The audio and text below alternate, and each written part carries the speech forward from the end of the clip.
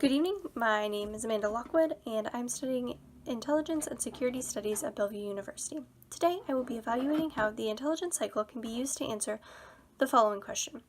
How likely is it that in the next 3 months an attack will take place that is similar to the Orlando Pulse nightclub shooting? In order to evaluate that, we will need to be citing sources and also be familiar with the intelligence cycle. To see my sources, please check those show notes below. Also feel free to leave comments or questions and I will address those. So as we need to be familiar with the intelligence cycle, we'll look at that right now. It's a 5-step iterative process which starts with requirements building in the planning and direction phase. Then we move through the 3 following phases: collection, processing, analysis, and production, where those 3 phases primarily seek to answer those requirements that were developed in the first phase. After that, we disseminate that information back to the original requirements producer through the dissemination and integration phase. Once all 5 steps are completed, that's where the iterative process comes in, and the person who developed the original requirements can decide whether those have been satisfied or if we need to start the process over again. So, as I explain each of those steps, I will also explain how they tie into our question and scenario. So the first step is the planning and direction phase. And in that phase, you bring in the key stakeholders and you figure out what kind of questions they have, what are their needs, what decisions are they making, and how can we help them answer those questions or make those decisions. So in this scenario, the key stakeholders would be the FBI, because they are the primary law enforcement agency that handles acts of terrorism, the DHS, because they are also tasked with protecting Americans from terrorism, and the Department of Justice, because they prosecute and handle most of the cases that are brought forth by the FBI for those terrorism cases. And they also have started developing a research database with information on lone wolf attacks, which this applies to. So in order to answer their question, we start with the key question that they asked. How likely is it that an attack will happen in the next 3 to 6 months, similar to the Orlando Pulse nightclub shooting? So in order to narrow that down, we're going to call that a lone wolf terrorist-inspired attack.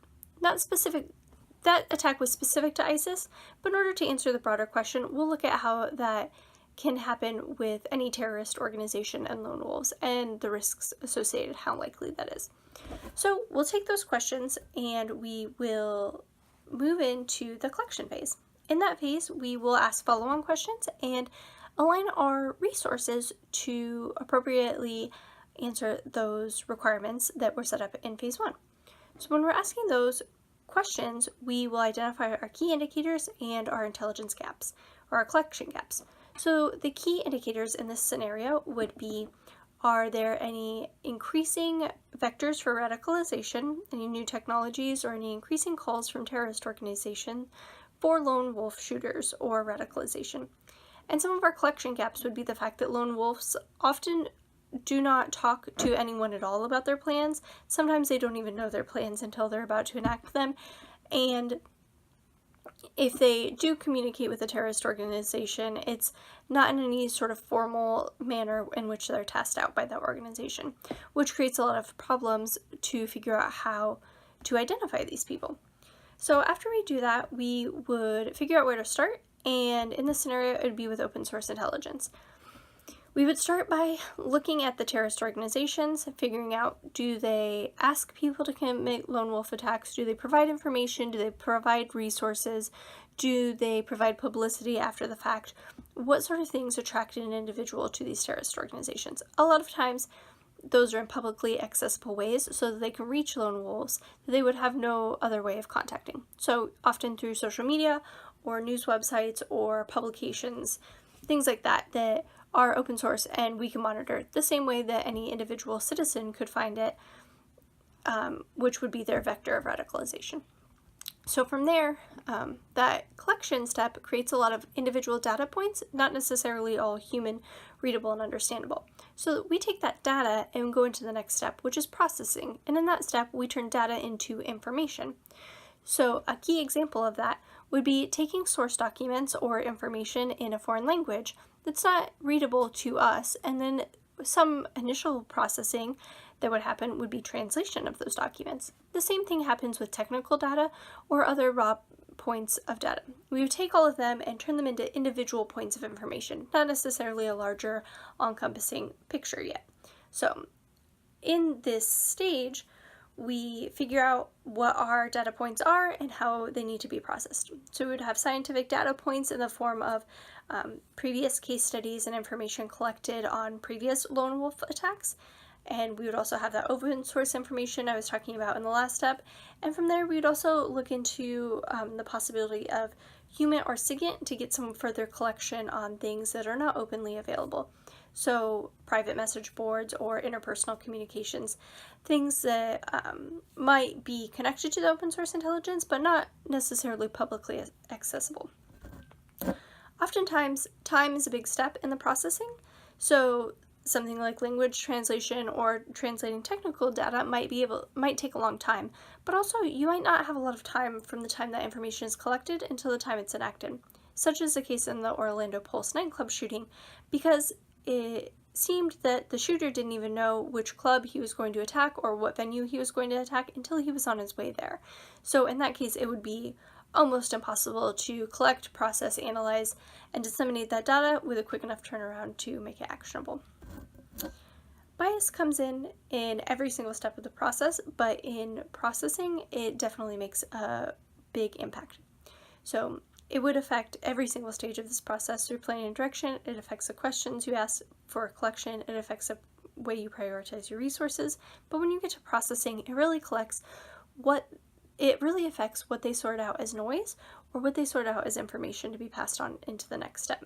So when we take all of those things that have been sorted out from the noise, we pass it on to the next step, which is analysis and production, and in that stage it is turned into intelligence. And that intelligence is different from information in the sense that it's all put together, it's synthesized with previous information, and it's put into a larger, more comprehensive story. So that would be something that we could bring to a decision maker. But at this point in the analysis and production stage, it's still within the intelligence community, it's within those people making those connections and building that bigger picture out. That's where the production comes in of the analysis and production cycle. They create things in order to get that information out. That could take the form of intelligence reports, white papers. It could also take the form of guidebooks or other information that's given to the public, or public campaigns such as the DHS See Something, Say Something campaign or their guide to securing soft targets in public spaces.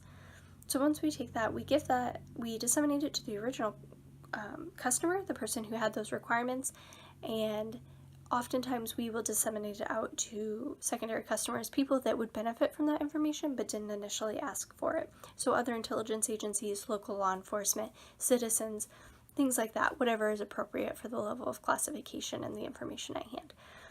And the decision makers take that and they incorporate it into their decision. They decide, that's where the integration comes in. They decide if that information is useful, if it's answered their questions, if there's actions that they need to take or decisions they need to make, or if we need to have follow-up questions and start the process over with those follow-up questions to get where we need to go.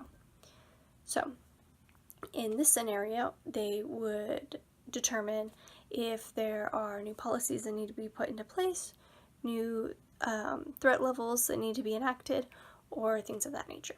So in summary, the purpose of delivering intelligence is to give the decision maker information, the best possible information in order to make their decision. If decision makers were able to understand the likelihood of an Orlando-style attack happening in the next 3 to 6 months, that would enable them to determine the appropriate threat level. They would be able to advise citizens and communities of what actions to take and how to prioritize their resources to prevent attacks. It would encourage local law enforcement to begin community building to allow members of the community to feel comfortable reaching out if they feel an attack is taking place. So at the end of the day, the intelligence that is collected and analyzed and disseminated is meant to be put into action to make us all safer or to accomplish the mission at hand. Thank you for your time.